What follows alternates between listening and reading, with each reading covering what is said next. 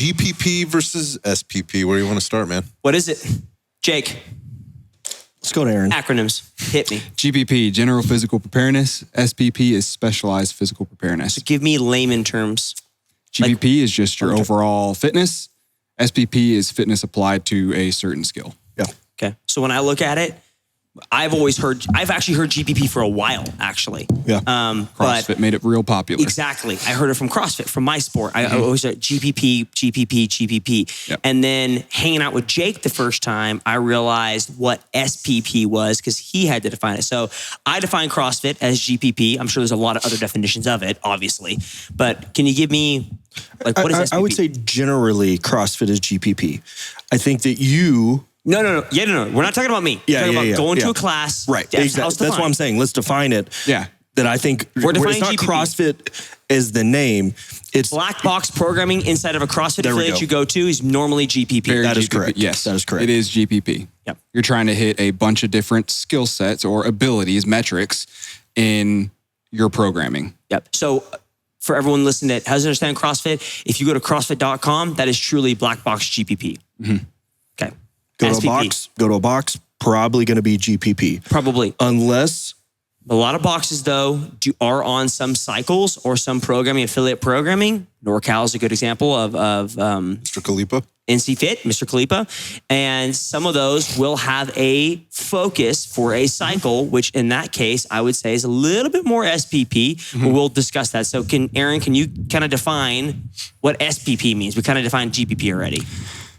In terms of fitness or job performance? Let's go fitness, because we're talking fitness with me. Okay, Yeah. so SPP would be more so a training program built towards getting you better for a certain competition or sport. Task, yeah, something like that. So SPP for football, a lot of my background, they are training certain movements that are going to get them better to play on the field or practice or get them better for football. They're not out there doing muscle ups and snatches some things that may be irrelevant for their skill. Snatches, yes. Some Muscle programs. ups? Absolutely. Yeah, I was like, hang on a second. But Yeah. I got you. Yeah, thank you. I'm thinking snatches for time is what I'm thinking of. I'll get behind that. Yeah. Got him on one you thing. pass. I pass. Good. Snatch guy. So certain skills aren't going to be, or certain exercises aren't going to be as applicable for those particular athletes preparing for their sport. And so that's where the SPP and the programming side comes into. So then to close out the fitness discussion before we go into how we work it in our company, how it applies to the space we are in, from my perspective, and Jake already alluded to this with the GPP discussion for me, what I was doing when I was competing at the CrossFit Games was very SPP to what I was doing. Yep. Even now what you're doing for tactical now games. for what we do for TAC games, and actually, good point, how I program for the tactical games on our program specifically for that sport is ultra SPP. Even the dry fire is ultra SPP because I'm trying to get you good at a sport, which I love programming for stuff like that. So when I was competing in the CrossFit Games, it was built for what is Jacob not good at? How can I get him to get more points when he goes and competes? And it's very specific to what I was and who I was and where I was trying to go. And so Aaron gave a good example, which I would like you to also give some examples. Okay. Aaron gave an example. A football player probably should not be doing muscle ups, right? It's not relevant to his or her sport, right? Yep. Tactical games, you use implements that are more relevant to the tactical games, therefore making an SPP. Yes. So give some examples. So actually, it's not even like, I wouldn't even really go into implements per se. I'll actually go into concept. You're good. Yeah, I'll go into concepts that how I program, because when I'm programming for the tactical games, for the complete program, I am looking at the stages that we will do. And then I essentially take that and say, okay, good example. Okay, so good stage. We're going to be doing some sandbag stress carries and then sandbags over a yoke into some shooting, right? And so on our tactical games targets. So when I take that stage, I'm trying to get you better at that stage when you compete. So how do I do that? Well, I need to break a stage and we're doing one, but obviously extrapolate out to as many as you want. Take a stage, break it into elemental atomic parts and say, well, how do I get them better at this workout? Well, I need to make sure you have a strong enough posterior chain and core to handle a sandbag for your division and stress carry it and feel comfortable getting off that sandbag and now taking shots. So being able to breathe into the bag. And then also, I need to get you strong enough to put said sandbag over an implement. And then also the shooting side of things, which obviously Sal programs for us also there. So I take that and break that apart, and it's very specific. So maybe not necessarily implement based. I know you didn't. I was just making a random example, but yes, but it's very based upon the sport, based upon the stages that we see in the sport, which again goes back to that's exactly what we did for CrossFit. Just also to clarify, because Hep is in a different position, he in this sense is meaning the tactical games, the complete program, right, is what y'all call it. For the tactical games. That is not IEP. We do not program for the tactical games. That's not what we do here. Just to clarify what we is, which is also confusing because Sal also does over there, but he also teaches for us. I think that's actually what makes a lot of strength to this conversation. Absolutely. And we're using the tactical games as an example of SPP. Whereas like those things he just described is not going to be good for a football player, not going to be good for a baseball player. It's specific SPP to his sport.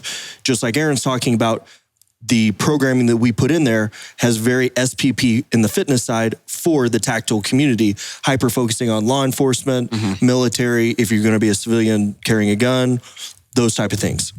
Do you want to elaborate on that? Yeah, can you elaborate on that? Yeah, so it is very specific to those people in that goal of being more prepared for the job, for just overall readiness if you're carrying a gun, versus if we're just thinking about separating it, how the textbook separates GPP versus SPP. GPP would be just any overall workout and just any fitness. And then SPP is like a skill focus in the book.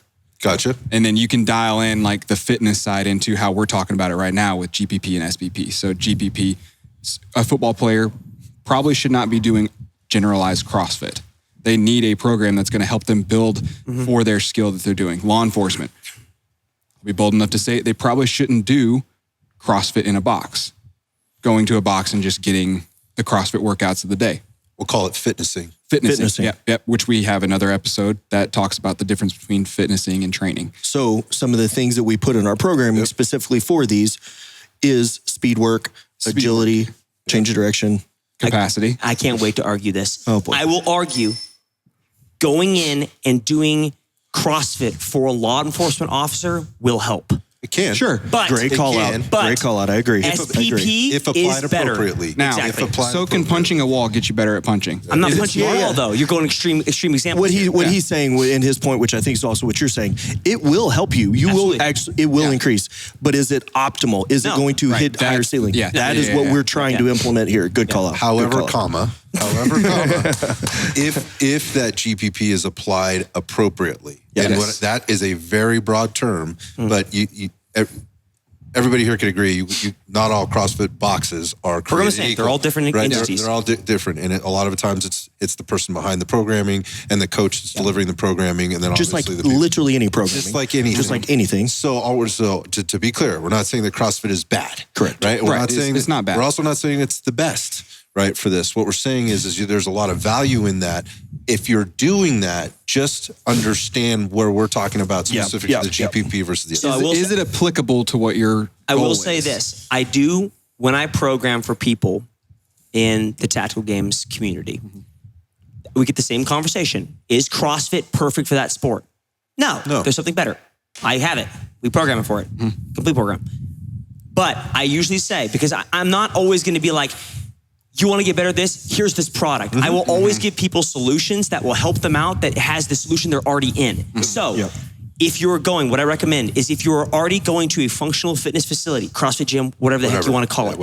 If you have a coach that's worth their grain of salt, you can go up to that coach and say, hey, Aaron, now sometimes it comes down to the understanding. You have to be able to articulate what you're trying to accomplish. From my sport, I usually say, go to your coach and say, this is a sport I compete in. Is it okay if every now and again I don't do power cleans with a bar and instead I do power cleans with the sandbag? There are certain things you can sub out of CrossFit to make you better at the tactical game sport. Great example. I would argue that if you go to or you already belong to a functional fitness gym, a CrossFit gym, it's not a perfect solution, but you can go into your coach if they're good and say, hey, this is some of the things I need to do. I don't need to go run a 5K sometimes. It's not applicable to my job. But there are some things I would love to institute, maybe more shuttle runs, I don't know, into my programming in order to make it better for my job as a law enforcement officer. Yeah.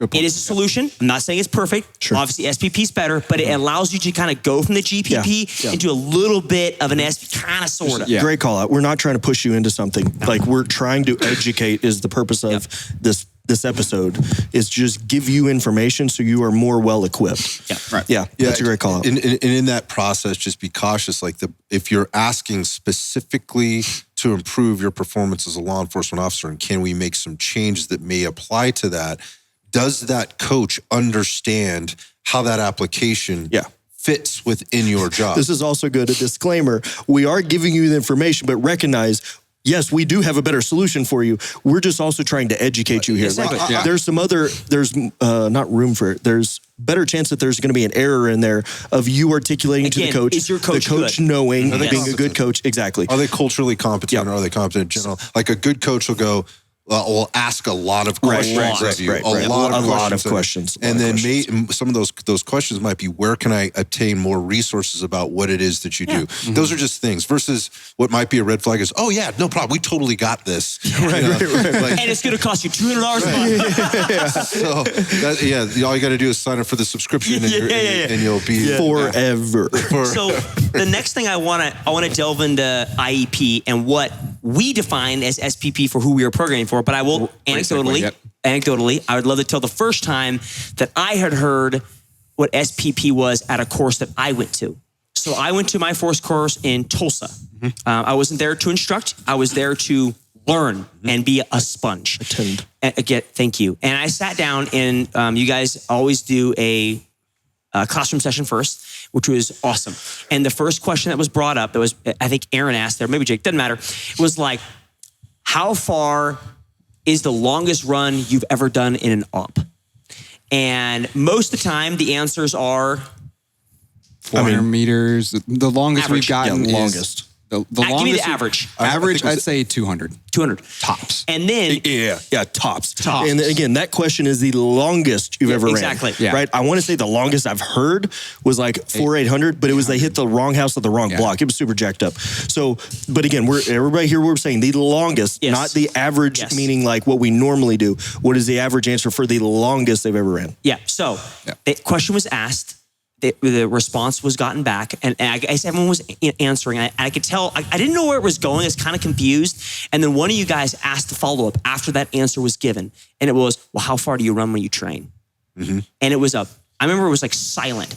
And people like, I think they got it connected of like, they didn't want to answer I'm going to say a 5K, and then I'll be like, well, I'm the doofus who's going to say a 5K, and I know the answer, right? And for me, it flipped the switch, and I thought, oh, wow, like, why am I, again, there's obviously a benefit to aerobic capacity and aerobic engine system for running a 5K. I'm not putting that down. But like, if you're running so much, it's not going to get you better at your job. And I know we've done a talk where it's like, we did a talk of like, it has a place. Jogging doesn't make you a better sprinter. And I remember I've been thinking, oh my gosh, a light bulb switch. And now I want you to talk about like other light bulb switches, other SPP things that you do or we do for IEP that is specific to our target audience, the athlete. Great question. So dry fire is the big SPP portion for them. So dry fire and then translating the movement over to the range is where the SPP comes in. And so we considered like our normal training, yes, it is specialized to law enforcement and typically the special operations community.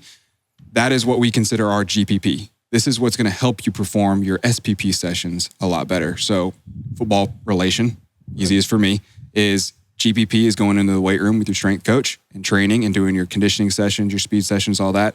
And then your practice is your SPP. Right. And then you have your dial like, with your position coach. Are you running routes or are you tackling dummies or whatever, right? Yeah, exactly. Yeah, that is the SPP for them. It is that specialized preparedness that they're going to get, that they can only improve that by doing those skills. Position work. Exactly. Position work. Doing bench press and rows, awesome, have a place, but they're not going to make you better at name a certain skill in football. Yeah, so some of the skills, I'll jump in on the tactical side. Some of the skills, for example, is isolating movements, right? So CQB is generally linear. You're creating L. The L ambush is how you're essentially addressing a room. So therefore, that is a forward and a lateral movement. So we've isolated those skills down to forward and isolated lateral, right? And so we work on those skills independently in terms of how we do in the gym and then how we do it on the range. It's very specific to that job. We're able to enhance their movement skills in terms of faster, isolate down into sooner based off the mechanics and these other skills. So we're getting very nitty gritty into the movement mechanics. To improve efficiency. To improve efficiency built around SPP. That is SPP in its finest, right? Having someone that can, Aaron said it perfect, be your strength coach in the gym and modify that program to be more specific for your job, but then have your quarterback coach, which is what I'm correlating to us, that comes in and really refines those movements and make you good at your job, right? That's a SPP example that we're doing in IEP that, again, I don't want to say no one's doing. Small. But I don't think there's few. So I'll go one step deeper. We are in the gym. You program the gym stuff we both have, I guess. But obviously, I'm asking a question for the sake of conversation. Yeah. We are in the gym, and most of it is GPP for the job. I can't really give you a reason why bench press is better for a cop, whatever the case may be. But there is some SPP inside the gym. Is that correct? Sure. What are some specific things? Call them out that maybe are in the gym, and you can relate this about that football if you want to. But like some things in the gym that you'll find in the are program. SPP more than just, it's not super general, but it is actually versus like somebody who's doing bodybuilding. Yep. Or something like that. Yeah. Okay. So sprint work, change direction work, and max velocity work, all the movement work. Yep. And then to couple that, all the strength work is built to amplify the movement and support the movement. And so, in all those movements, that is what we're building towards, is to amplify those pillars. And then everything else underneath that is built in relation to how is it going to improve this? So it's almost like a backwards way of thinking. If you don't understand this, like you wouldn't think that, like, what are the exercises? And then how do I take the exercises that I did and then go do the movement piece? Nope. Yeah. Thinking about it opposite. What are the movements that you need to do, be efficient at, and be really good at? And how do we build the programming around that to make you a better mover? What's going to contribute to this? Reverse engineering. Yes, you have to. Yeah. That's why we're pushing so aggressively. Maybe I'll say I am pushing so aggressively. I'm pushing so aggressively. If you have a coach that doesn't understand what you're doing, they can't reverse engineer it because they don't know what the end goal is. So they are half-assing it by just saying like, oh, well, I'm good at programming, so I'm just going to give you this. That is absolutely wrong. You are not optimizing your performance. You are limping along. Even if you're seeing gains, you may be gaining in the wrong direction, right? To just what we said earlier. Gaining is good, but could it be better? Could it be better? Right. And that is the problem that I have with, if you can't reverse engineer it if you don't understand what the final product should be. And I think that's one of the things I commonly see with this GPP, SPP. There's a whole lot of GPP out there. I think there's fewer SPP. Yeah, I think one of the things I see is like people trying to invent GPP that somehow creates a scenario that they're wanting to call SPP, right? Which is drives me absolutely bonkers when I see this stuff. But again, that's somebody that doesn't understand it, or is it trying to apply an exercise thinking that the exercise that they do somehow makes them a better mover? No, all that's going to do is amplify the way you already move or are training to move. So if you're not training to move better, you still have to do the skill. Yes, any exercise you maybe do. I've got a good example. Making that worse. This is one that I see that just Hep sees me getting amped up, and I'm like, I want to rip somebody's head. I'm here for it. I know he just wants to keep pushing me because I see the med balls over there is when we think of it. So this is an example that I commonly see or I hear about SPP, especially for breachers, right? Mechanical breaching, like a ram or something like that. So you're bam against the door, right? Whack. So people say like, oh, SPP, med ball to the wall. Like that's the same movement, right? It looks the same. Yeah, it makes sense, but right? what happens is I see these people go get this massive ball and they're like, bam, bam, 100 times, bam, bam. And it's like, okay, you right there, you've already proven me you're missing the concept. Similar, both rotation, but are we doing it? How many times are you hitting the door 100 times? I like where your head's at. I see it's a good attempt. But you dick that up. Right? The purpose here should be, buddy. if you want to take and do that, it should be an appropriate weight, whether it be a strength power, speed power, right? And I'm assuming, Aaron, y'all have talked on that at different episodes we should go listen to. But it should be what?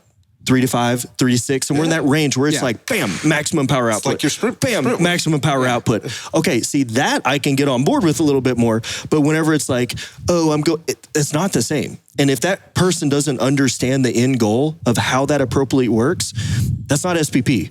We're training GPP there, right? Especially when you cannot articulate it to say, this is the goal. Anyway, we don't have enough time for a volume versus intensity discussion. We should have had it already. I know. There's so much I digress. I mean, the digression really just comes back to where we started with. There are two terms very specifically in there. There is general and there is specific. What do you do? And I think like if you asked one of these people from this population to say, do you do the same thing as this dude does over here in this thing? They would say, no, we are not the same. Mm-hmm. What we do is different. Right? Like, and again, like if I am on a special operations team and the skills that I have to have, while a lot of the same skills you still would have to have if you were doing something else within the department on another team or whatever else, they are still different. So what are, like some of the stuff crosses over again from the GPP to the SPP, but what are you doing like specifically in the SPP to make you better at your job? And do you understand that? Refine. Because the GPP should cross over. It 100%. Should be building that firm foundation. It's not you're wasting your time. It's not you're wasting time. It's how are you refining though to optimize that performance? And again, if you don't understand it, I'm not trying to crap on that specific example because I could argue that there is SPP there. I crapped on that one all day long, man. I agree, it is. But at the same time, though, it's more of don't try to, I guess my caution there and where I went off the rails, don't try to go look at everything and be like, ooh, how do I put a med ball with this and make it SPP, right? That's not how it works. I understand it may look that way sometimes, but if you are not an expert to understand how to define, break that down, and build an appropriate program, one, you're wasting time. Two, you may also be doing it inappropriately where you're increasing chance for injury. Or the other one is literally training yourself to be worse at what you're trying to accomplish. That's what I was trying to say earlier. Right? Yeah. If you're doing 100 med ball slams, you're getting a bad movement pattern for what you think you're translating to a RAM. You missed the point to Jake's point. Like, I mean, essentially, just to cap that off, you're not training for exercises or movements. You're training to build those movement patterns. Yep. Yeah, and again, like don't dig that up.